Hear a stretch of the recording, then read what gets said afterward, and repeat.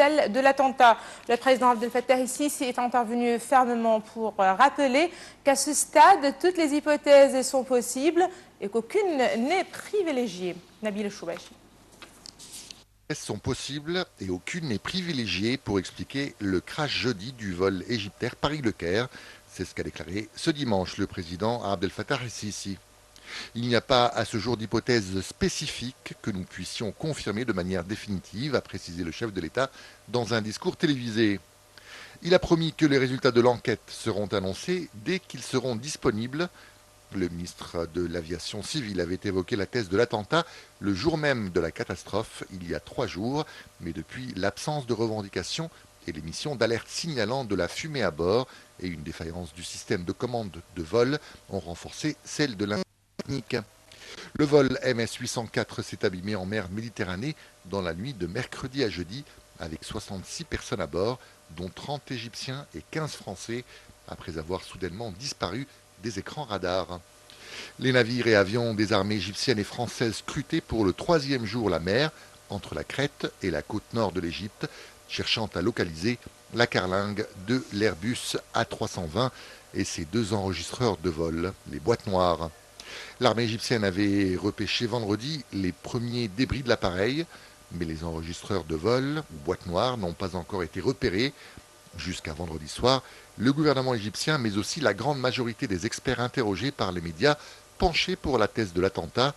Or, plus de 3 jours après le drame, il n'y a eu aucune revendication, mais la révélation samedi que le système automatisé de l'appareil a émis près de 3 minutes durant des alertes signalant de la fumée, notamment à l'avant de l'appareil, et des défaillances des systèmes électroniques gérant les commandes de vol, a réhabilité la thèse de l'incident technique. Mais si rien n'exclut, selon les experts, que la fumée soit la conséquence d'un incendie volontaire.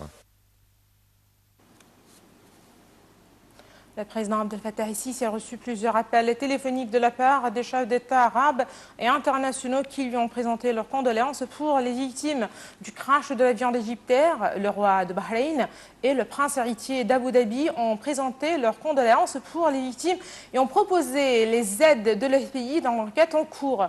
Le président chinois a également exprimé sa tristesse pour ce désastre. Dans un message adressé au président el-Sisi et présenté ses condoléances pour l'Égypte, gouvernement et peuple.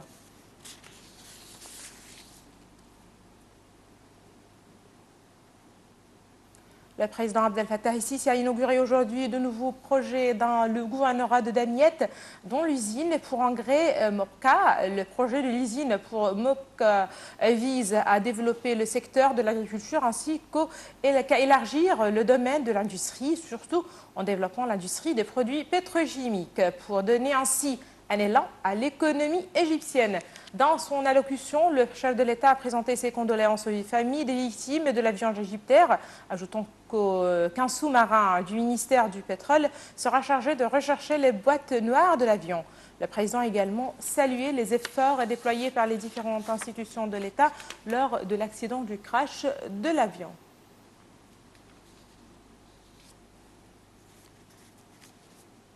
Le grand imam d'Al-Azhar, prestigieuse institution de l'islam sunnite, portera lundi demain un message de tolérance au pape François à l'occasion de leur rencontre historique au Vatican. Cette rencontre entre Ahmad al-Tayyib et François devrait marquer une nouvelle étape dans la réconciliation après 10 ans de relations tendues entre les deux, ou plutôt leurs 2 institutions, en raison de propos controversés de Benoît XVI semblant lier l'islam et violence. Le vice-grand imam d'Al-Azhar, Abbas Choumen, a expliqué que l'organisation de cette rencontre avait été favorisée par les gestes d'ouverture du pape François envers les musulmans.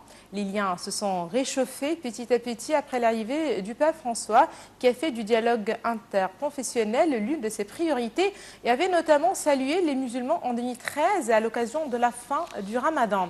La visite du grand imam d'Al-Azhar a pour objectif de présenter le vrai islam et dissiper les malentendus créés par les groupes terroristes extrémistes. C'est ce qu'a souligné M. Schuman.